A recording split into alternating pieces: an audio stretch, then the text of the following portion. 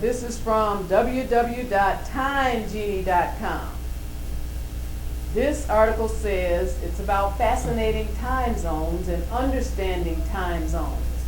Along the equator, or close to the equator, sunrise and sunset occur at approximately the same time throughout the whole year. Yahweh's time hasn't changed. We change. And Yahweh's going to show us. Man got kicked out of the garden.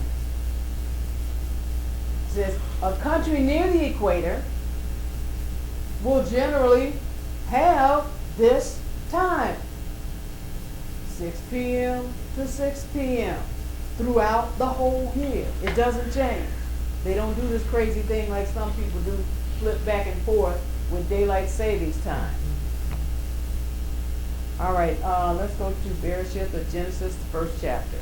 So in the first page of the first chapter of the Bible, first page, first chapter, Yahweh himself established the reality for us that time was instituted without using the sun and without it even being created.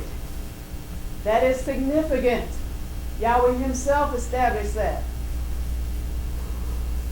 Genesis or Bereshith, chapter 1, and we're going to read verses 18 and 19. Let's read Genesis 1 and 18, please. And to rule over the day and over the night, and to divide the light from the darkness. And Yahweh saw that it was good. All right. He made something to rule over Hayam and over Halayel. And we're going to see later on what it was. And he made these two things to divide or light from the darkness. And it says Elohim saw it was told it was good. Verse 19. And the evening and the morning were the fourth day. Now we're going to see later he was referring to the sun and the moon. He made the sun to rule over the day and the moon to rule over the night and to divide light from darkness. But meanwhile, he had created days 1, 2, and 3. So what's up, Yahweh? We need to find out. We can't just jump in there and guess and tell Yahweh what he thinks or what he did. He tells us what he did. He said, and the evening and the morning were the fourth day. Let's go to Galatians, the first chapter. Yahweh is the one who made it crystal clear that even after he created the sun, he knew the evening and morning constituted days. Anyone who lacks understanding or whose consciences are seared, which means hardened by sin, view the sun not being created until the fourth day as a problem that they need to solve. They say, just throw away the first 3 days of creation, days 1, 2, and 3, and start counting on the fourth day. Galatians, the first chapter, and read verses 11 and 12. But I certify you, brethren, that the gospel which was preached of me is not after man. So this is not something that we said. We just saw it in Yahweh's word. And you can go back and read in Genesis yourself. We're going to go there. We may not get there today, but we're going to go there. And so Yahweh's going to tell us himself that he's talking about the sun and the moon. And after that, after he created them, he still said in the evening and the morning were the fourth day. Here in Galatians, the first chapter, he's saying, I certify.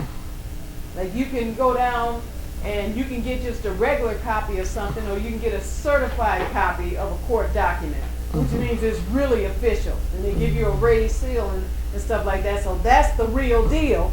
He says, I certify unto you all, or brethren, that the doctrine that was preached of me is not after man. So when we're saying what Yahweh said, he didn't use the sun to create the first, second, and third days. And for those that say, well, you should throw out those 3 days and then start counting time on the fourth day because you have the sun, then they're not understanding how Yahweh instituted time, the reality of time. They're thinking that they need the sun. Well, if Yahweh didn't need the sun, what we need to do is get wisdom to find out why didn't he need the sun. And we're going to find out because it has nothing to do with when a day starts or ends.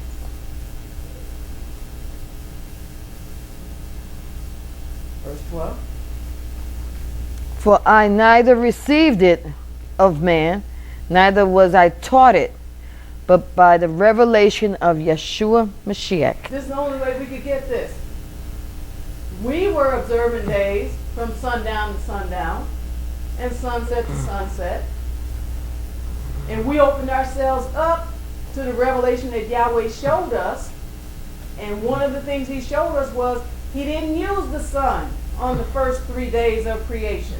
And even after he created the sun, he still said the evening and the morning were the fourth day. So we finally saw it. Then Yahweh showed us the creation location, the Garden of Eden, which was at the equator. And then he showed us that at the equator, there are always perfect 24-hour days from the evening, 6 p.m., and the sun goes down at that time, until 6 p.m. And the sun rises at 6 a.m. Every single day. Nothing has changed except man got kicked out of the garden, and then man got deceived. Let's go to Genesis, Bereshit. Let's look at it. Bereshit, the second chapter. So Yahweh put a tropical rainforest called the Garden of Eden at the equator. This is the first location that we see Yahweh talking about in the Bible.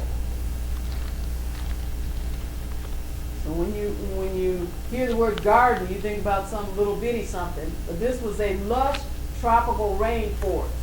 And when you look and see after Adam and Hawa sinned and they got kicked out of the garden, it only talks about Yahweh putting this cherubim with the flaming sword at the entrance of one part of the garden. Why? Because it was a tropical rainforest. They couldn't get in any other way. He only had to guard one way. At the equator and at the Garden of Eden, the first location that Yahweh talked about, the day evening starts at exactly 6 p.m. Always. Still does. Genesis 2, and we're going to pick it up at verse 8. Genesis 2 and verse 8. And thus said Yahweh. And Yahweh Elohim planted a garden eastward in Eden, and there he put the man whom he had formed. Now, if you know anything about your history and your geology, and they didn't, really tell us too much when we were going to school because they didn't want to figure out that it was over there in Africa. Everybody that has been trying to find what's called the cradle of civilization, they call it Mesopotamia, they call it Sumeria, just the first place where man was. They go over there in Africa, in North Africa, and parts of the Middle East, looking and digging for bones, looking for Lucy. I don't know what the name of the latest black fossil is that, they're looking for, that they, claim is the missing link between man and ape. And the only reason they're saying that it's a missing link between man and ape is because they know it was a black person. They know Adam was black, but they don't want to admit that the Bible is true, so they won't use the word Adam. They'll use, Lucy, or use some other, Australopithecus or something like that. But they go over there and they dig over there because why? This is where Yahweh first instituted. This is the first location that he dealt with on the earth. He planted a garden eastward in Eden. There he put the man whom he had formed. They're not digging over there for nothing.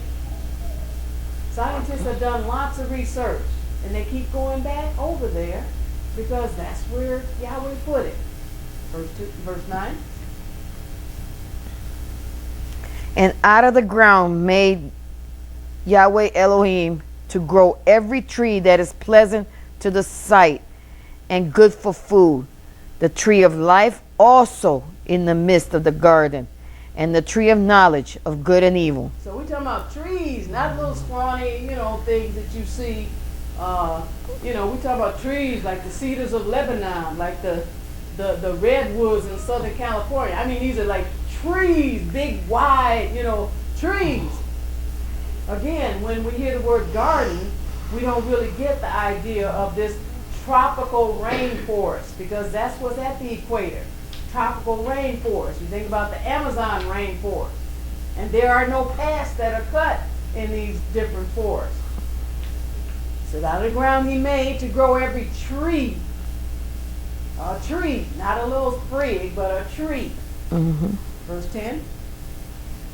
And a river went out of Eden to water the garden, and from thence it was parted and became into four heads. And now this is how they know how to go to, because they go to the place where these rivers meet up, and then Yahweh mentions some countries like Ethiopia and different ones, and where the trees went through or they come past, and so they go over there and they dig.